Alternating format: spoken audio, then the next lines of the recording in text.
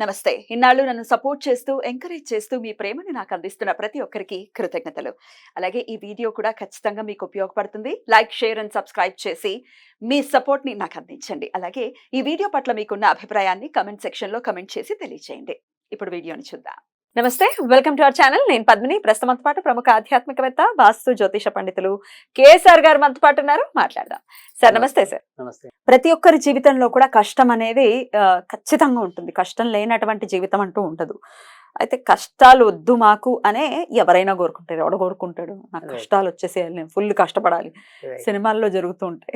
అవును. వాళ్ళు కష్టపడిన తర్వాత మళ్ళీ సూపర్ స్థాయికి వెళ్ళిపోతూ ఉంటారు. అది Right. నిజ జీవితంలో కూడా జరుగుతుందండి.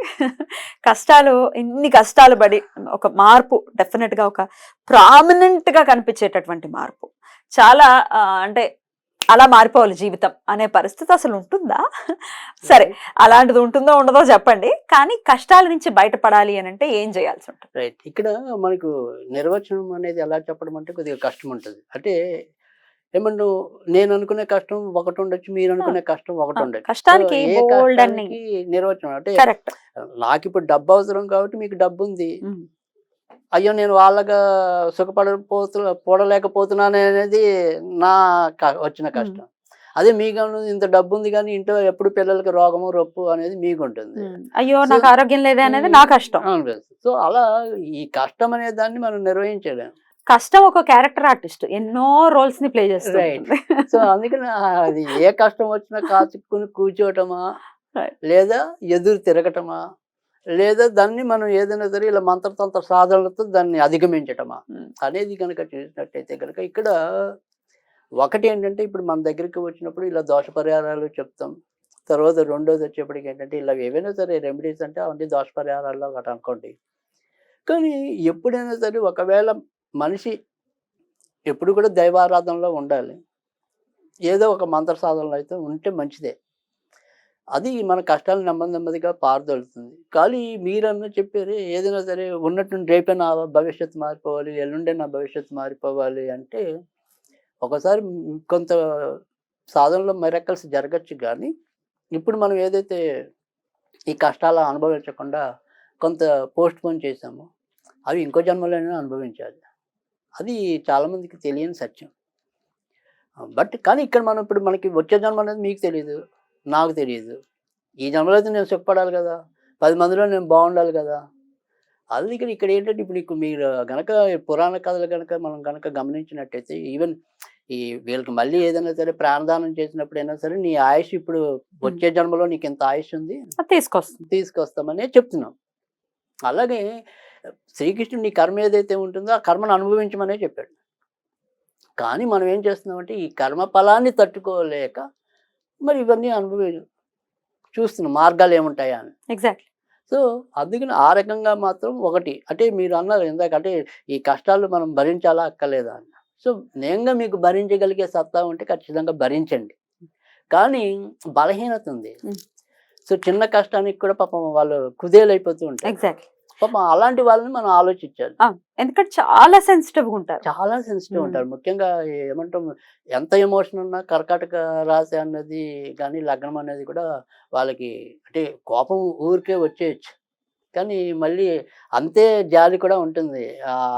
బట్ వచ్చేస్తుంది ఆటోమేటిక్గా ఒక ఎమోషన్ అనేది వచ్చేస్తుంది. ఆ బేవరింగ్ ఉంటుంది మైండ్ కి. చంద్రుడికి సంబంధించిన వాళ్ళనా? చంద్రుడు మరి మానసిక స్థితికి ఎక్కువ ప్రభావం చేసేవాడు కదా. మరి మెయిన్ సాధారణంగా జలరాశులన్నీ ఇంచుమించు అలాగే. ఏమేంటంటే జలరాశులు అంటే కనుక మనకి వచ్చేప్పటికి కర్కాటకం ఒకటి, తర్వాత వృశ్చికం ఒకటి, మేన రాశి ఒకటి. ఈ 3 జలరాశులు. సో ఈ 3 కూడా వీళ్ళకి ఖచ్చితంగా ఎమోషనల్ ఏమంటాం మానసికంగా ఒకదానికి కట్టుబడి ఉంటే ఇంక మారు తొందరగా. సో ఒక్కొక్కరికి ఒక్కొక్క క్వాలిటీ ఉంటుంది. అంటే ఇక్కడ ఏమంటాం ఈ కర్కాటకం అనేది ఏంటంటే అది బాగా ఎమోషన్ ఉంటుంది. ఈ వృశ్చికం ఏంటంటే వాళ్ళని తీసుకున్న నిర్ణయమే కరెక్ట్ అనేది. సో అదే మేన రాశికి వచ్చేప్పటికి ఏంటంటే ఇంతలోనే మంచి ఉంటుంది, ఇంతలోనే చెడు ఉంటుంది. సో కరెక్ట్ ఉండదు. సో అందుకే ముగ్గురికి ఏదో రకమైన మానసిక లోపం అనేది ఉంటుంది. సో అది అందుకని మనకి ఏంటంటే వీళ్ళు పాపం జాలి అవసరం వస్తే సహాయం చేసే గుణం అన్నీ బాగానే ఉంటాయి. కానీ ఏమంటాం అన్నం విస్తలు అన్ని వడ్డించి చివరిలో చిన్న దాని వల్ల వీళ్ళకి రావాల్సినవన్నీ కూడా కొంత పోగొట్టుకుంటూ ఉంటారు ఆ సడన్ ఎమోషన్స్ వల్ల. ఓకే. సో అలాంటి దాన్ని మనం సరి చేసుకోవటం ఒకటి. తర్వాత రెండోది వచ్చేప్పటికి ఏంటంటే, సరే కర్మ అనుభవించాలి అనుకున్నప్పుడు ఈ కర్మ యొక్క ప్రక్షాళన ఎప్పుడవుతుందంటే నువ్వు ఎంతో కొంత మంచి కర్మ చేయటం అని. సో ఆ మంచి కర్మ చేయటమే ఇప్పుడు మనం ఇచ్చే దోష పరిహారం ఏదైనా. రైట్. అంటే నీ బుద్ధి అనేది కనీసం ఒక 5 నిమిషాల్లో 10 నిమిషాల్లో దేవుడి మీద పెట్టడానికి మనం కొంతవరకు ఆ రకమైన రెమెడీస్ ఇవ్వటం అనేది. మరి ఎట్లా అండి, ఏం చేయమంటారు? ఇక్కడ అష్ట కష్టాలు దూరం చేసేది ఎవరైనా ఉంటే అష్ట కష్ట నాశిని దుర్గాదేవే. సో మనకు వచ్చే ఏవైనా సరే మనలో ఉండే దుర్గుణాలు అనుకోండి, మనకున్న దుర్గతిని సంహరించాలన్నా కానీ అందులో రాబోయే కూడా ఆవిడ రోజులే మనకి దసరా నవరాత్రులు రాబోతున్నాయి కదా. అందుకని ఈ దుర్గాదేవే ఖచ్చితంగా వీళ్ళ అష్ట కష్టాలని తీర్చడానికి అయితే కనుక ఉన్న దేవతామూర్తి. సో ఈరోజు మనం ఆవిడ గురించి ఆవిడకి సంబంధించిన రెమెడీ అనేది చెప్పుకున్నాం. ఒకటి, నిత్యం ఒక అలవాటుగా పెట్టుకుంటే కనుక దుర్గా సప్తశ్లోకి అని ఉంటుంది. అది 7 శ్లోకాలు నిత్యం చదువుకోవటం అనేది, అది కూడా నేను మళ్ళీ చాలా మందికి ఇచ్చినది అదొకటి. అలా కాకుండా మంత్ర రూపంలో కావాలి అంటే ఓం దుమ్ దుర్గాయ్ సంకట నాశిన్యై నమః, ఓం దుమ్ దుర్గాయ్ సంకట నాశిన్యై నమః అదొకటి. ఇది రోజు 54, 27, 108 వాళ్ళ ఇష్టం. అలా కొన్నాళ్ళు చదువుకుంటే క్రమంగా వాళ్ళ దోషాలు పోవటం అనేది ఉంటుంది. తర్వాత రెండోది ఏంటంటే, ఈ ఏవైతే మధ్యలో ఇప్పుడు మనం చేసిన 40 రోజులు పెట్టుకున్నారో 60 రోజులు పెట్టుకున్నారో అది వాళ్ళ ఇష్టం. ఒక సంఖ్య మటుకు పెట్టుకోండి. అంటే అమ్మ నేను నీకు ఇలా 40 రోజులు చేస్తాను, అమ్మ లేదు నీకు 3 నెలలు చేస్తాను. అలా ఏదైతే ఎప్పుడు కూడా దేవుడి దగ్గర ఏంటంటే, మీరు మనుషులకి ఇచ్చిన ప్రామిస్ తప్పినా పర్వాలా. అంటే పలానా నీ అప్పు నేను పలానా రోజు తీరుస్తాను అంటే అది నిలుపుకోవచ్చు, నిలుపుకోలేకపోవచ్చు. లేదు నీకు పలానా పని నేను పలానా టైంలో చేసి పెడతానంటే చేస్తాను, చేయను, అది వేరే విషయం. కానీ దేవుడి దగ్గరికి వచ్చేప్పుడు నేను 60 రోజులు చేస్తానని చెప్పి మనకి 30 రోజుల్లో పని అయిపోగానే మిగతా 30 రోజులు మానేసే వాళ్ళు ఉంటారు. అవునండి, అవును, ఎలాగ అయిపోయింది కదా, ఎలాగ అయిపోయిందిగా పని అనుకుంటారు. కానీ దేవుడి దగ్గర అయితే లెక్క ఉంది, మీరు ఆయనకి రాసిచ్చిన పేపర్ అయితే ఉంది ఆయన దగ్గర, కంప్లీట్ చేయకూడదు. అందుకే మనం జ్యోతిష భాషలో ఏం చెప్తామంటే కనుక, ఇలాంటి మీరు ఏవైతే మొక్కులు అనుకుని వదిలేశారో దాన్ని దేవతా శాపం అంటున్నాం. సో పితృశాపం, మాతృశాపం, సర్పశాపం, దేవతాశాపం, గురుశాపం, ఇలా 5 శాపాలు అయితే ముఖ్యంగా ప్రధానమైన ఉంటాయి. చిన్న చిన్న శాపాలు వేరే విషయం, ఎక్కువగా బాధించేవి అయితే 5 శాపాలే. సో అందుకని ఇక్కడ మీరు ఎన్ని రోజులు అనుకుంటారు, మీ ఓపిక చూసుకోండి, అది ఇంపార్టెంట్. అంతేగాని నేను సంవత్సరం చేస్తానని చెప్పి మీకేమో 3 కష్టంలో అనేసుకుని తర్వాత మొదలెయడం లాంటివి చేయొద్దు. మీరు మీ శరీరం ఎంతవరకు సహకరిస్తుంది, మీ మానసిక స్థితి ఎంతవరకు సహకరిస్తుంది అంతవరకు చేయండి. అంతేగాని మరీ మీరు ఐరాన్ పడిపోద్దు. సో ఆ రకంగా చేసుకుంటూ వెళ్ళండి. కాకపోతే ఇక్కడ నైవేద్యం ఏం పెడతారంటే ఉత్తి రోజులు ఏమి వద్దు, మామూలుగా మీ ఇంట్లో ఏముంటే అవి పెట్టేయండి. అవకాశం కుదిరితే మాత్రం మంగళవారం కేవలం నిమ్మకాయ నీళ్ళు ఒకటి పెట్టండి.